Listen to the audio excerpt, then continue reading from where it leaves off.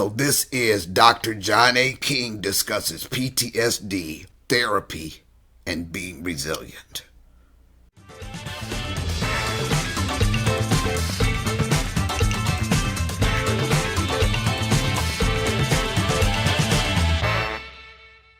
Okay, I was going to do this on something else, but I read a comment under one of my videos from a guy named Jeffery who suggested Dr. John A. King's YouTube page.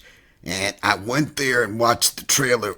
Was so highly impacted by the man's trailer that I immediately subscribed and decided that instead of what I was going to do, I'm going to review Dr. King's video. After doing all this reading and all this research, I was speaking to a business mate, and his mother-in-law was a therapist, and she'd had because part of the problem with therapists is they're really good with theory, but they've got no experience whatsoever.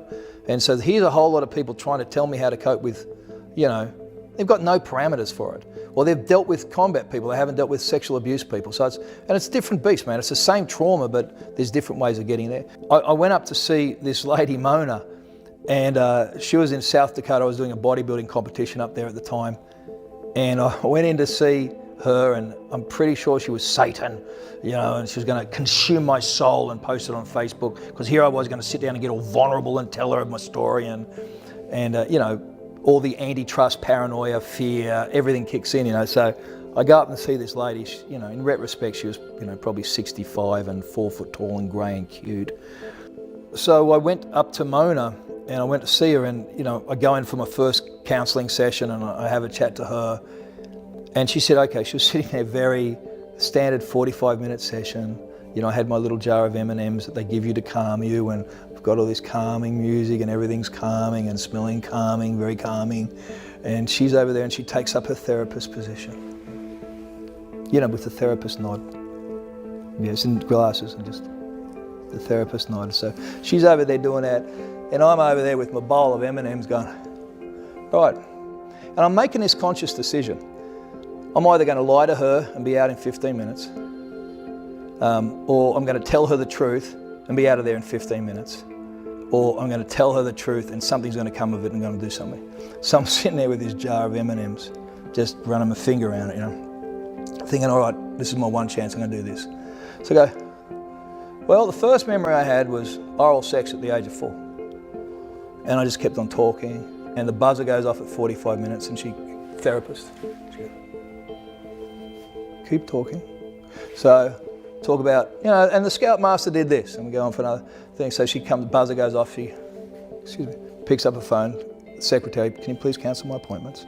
Goes on, and we're 2 hours into this thing, and I get to the end of it, and she looks at me and she says, John, that is the worst story I've ever heard. Your life is terrible, and I can't possibly help you. Your case is hopeless. I was going to punch this woman, mate. I thought I was going to reel over and just clock her, so.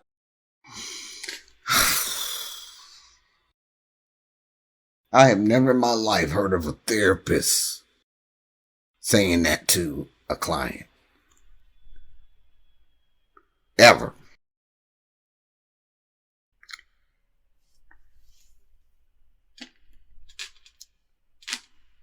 I don't know what else to say. Let's listen on. So I go back to stirring. I've got about 3 left. I go back to stirring my M&Ms. I said, well, the problem with that, Mona, is I've decided you're going to help me. So I don't need you to be perfect, and I don't need you to be my saviour. I just need you to give me tools for my toolbox. Just give me some skills so I can. Hey. So you all remember that in one of my earlier videos, most recent ones, I talk about the toolbox. He's getting back to that too, to some extent. Now this is remarkable. This is remarkable. If a therapist at my lowest point listened to my entire life story, listened to me list every traumatic experience from the age of 4, and told me I was hopeless. You are hopeless. I probably would have just got up out of that chair and left there, believing her. But what did this guy do? Nope. You don't get off that easy. Well, the bad thing about this is you're going to be the one to help me. Period. I don't need a savior. Perfect state of mind. Perfect position to take. I'm not looking for anybody to save me. I'm not looking for anything other than just give me the tools to make it through this crap and thrive. Not just survive, because I am a survivor, but to thrive. This man has a powerful mind. Let's go on. Have something to work with. But I saw her the next day and she said, well, listen, first of all, I want to apologise for my lack of professional behaviour. I've never done that. I said, that's all right, love. I said, I think I can help you. I want to help you. And she said, what I want you to do is make an appointment and come back once every 2 weeks, and we'll process things together, and then we'll be able to do it. I said, okay, well, thank you. The problem here is I'm here for 3 weeks, so I'd like to do 2-a-days every day for the next 21 days and just get this done. And she goes, that's impossible. No one can possibly cope with that much. I just remember leaning forward, I said, you don't know me. I said, I will beat this, and I will beat it in the next 21 days, but I need your help. So we managed to negotiate it down to 2-a-days, 3 days a week for 3 weeks. So I'd get up in the morning, I'd go to the gym and train, come and see Mona, go through a session, go back and cry over lunch, then go and do cardio in the afternoon and cry, and go back and see Mona, and then come back and cry some more with the cardio equipment. So it's in South Dakota in winter, and I'd be walking into the gym, sobbing, and my beard would be frozen snot, and I'd be on the cardio, and I'd be my life sucks, and go back see Mona again, and come back in, and it was just 3 weeks like that, mate. And it was just a beating, but I got it done. I collected tools for it, and I was able to process a bunch of stuff and get it out. And Mona is the person, it's the first person who ever, and was probably the greatest compliment I was ever told. She looked at me one day and said, yeah, John, you're the most resilient person I've ever met. And it was the first time that I had hope that I could beat it, you know? It's like, I didn't know what I could be. I knew I was f***ed up. I knew I'd f***ed up my marriage, I'd f***ed up my kids. I knew I was just f***ed up. But now I knew I was resilient. I was resiliently f***ed up. I don't know how that works. You know, I was like mega f***ed up. I don't know what that is, you know, but I was resiliently f***ed up, and I could do this. And whatever this was that I needed to do, I could just get this done. If I ran at it, if I got after this thing, then I could beat this thing.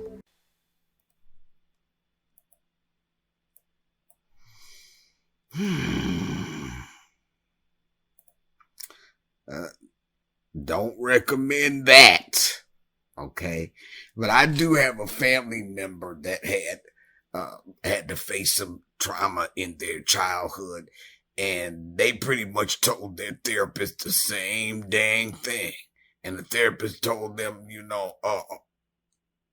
I don't think that's wise. But some people just want to get through this mess. They just want to get through it. And I do not recommend that to anybody. But there are certain key people who can withstand that. What he said was a beating. You notice he said that he would go twice a day, every day, for 21 days. And he said it was a beating. And you notice that, that therapy is helping you if you are leaving there and having these crying episodes. Now, we'll cry while we're in the therapy session, but it's going real deep when we are crying after the therapy session. And this guy was in the gym throwing those weights, probably all bulked up and everything, and crying like a baby because it was doing something. Remember, we talked about layers of trauma. That he's going back to age 4. And my heart just broke when he was talking about how he messed up his marriage, messed up his kids. He saw that something was wrong. The one thing is he's owning that he was the cause of the effects of his trauma on people who loved them. And I talked once in an earlier video about how we were raised by traumatized parents, many of us. And some of us weren't availed the knowledge of why they were messed up. To us, they were our parents, and we had to honor them. We had to obey them. We understood that they were there to care for us, and we understood that they were supposed to nurture us. But what we didn't know and couldn't have known is what kind of trauma they went through. And my parents' generation, they were the ones that went to World War II and lived through the Depression and all of that. Plus, they were black. Okay. Daddy, a generation or two out of slavery. They weren't talking about it. They weren't talking about it. And as kids, if we just stumbled on asking the wrong question, it was some serious crap. Now, we might not have gotten hit just for asking the question, but you knew by the time you got done asking that question that you wasn't supposed to be asking them that question, and you shut it down. You were seen and not heard. So we weren't even, as young kids, able to fathom the trauma our parents went through. But this man could see it. He could see that his life decisions had negatively impacted people that he truly loved. I don't know how this man went through that in 21 days. 42 sessions in 21 days, y'all. Woo! All right, next section. I'm worn out thinking about it. Because I knew now what I was fighting against. Because this was the first time someone explained to me what I was having to deal with. Wow. And gave me some tools to... Yeah, up to now, man, it was like climbing in the ring with a heavyweight champion and never having been to a boxing class. It didn't get any less painless after that because I was still climbing in the ring with a heavyweight champion, with gloves on for the first time. But at least I had a chance. I just felt I had a chance.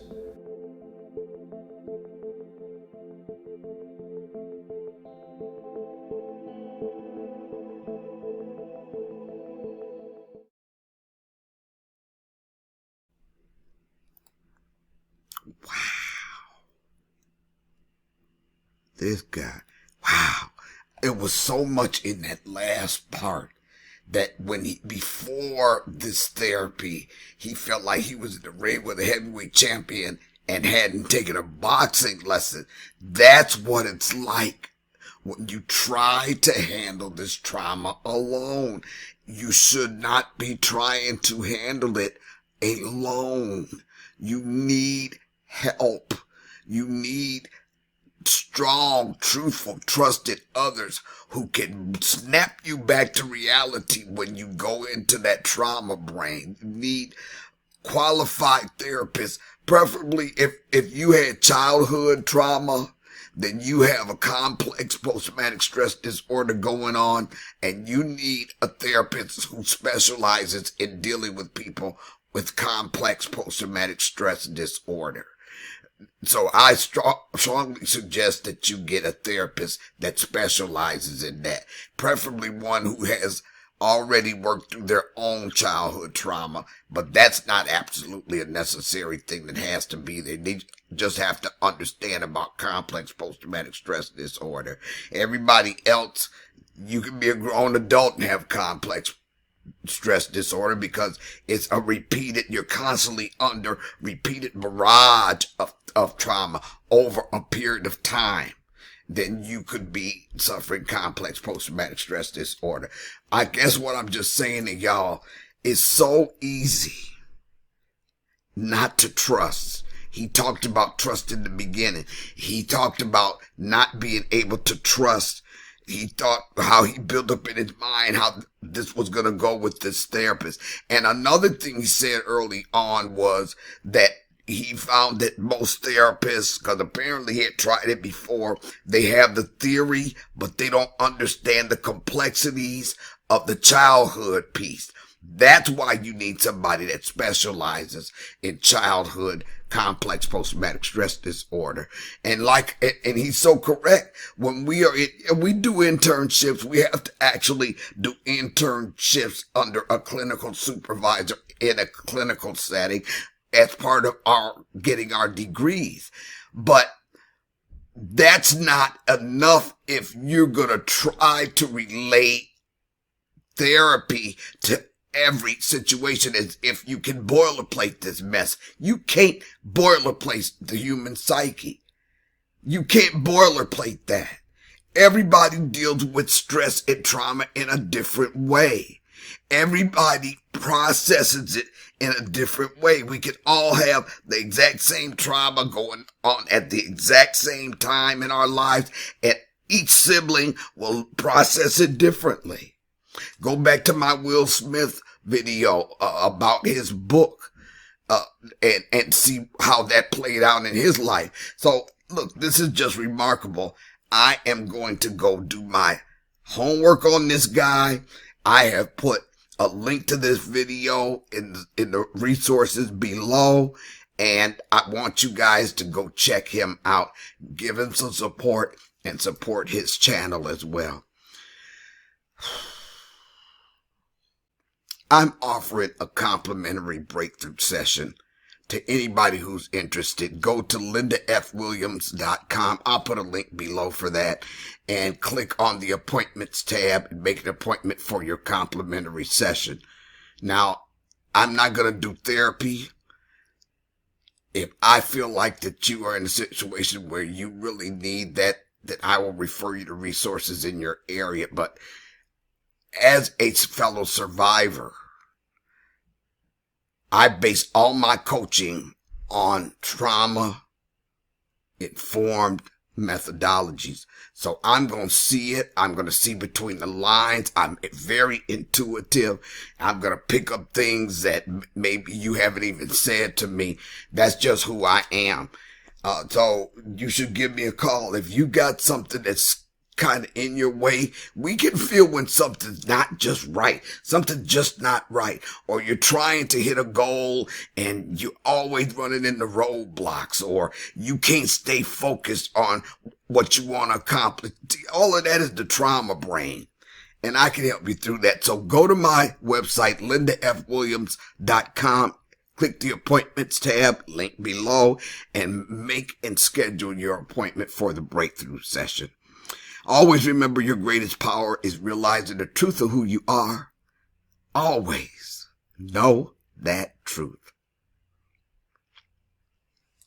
Hey, if you like what you see here today, please subscribe to the channel, hit the notification bell so that you know when we upload, and like and share the video.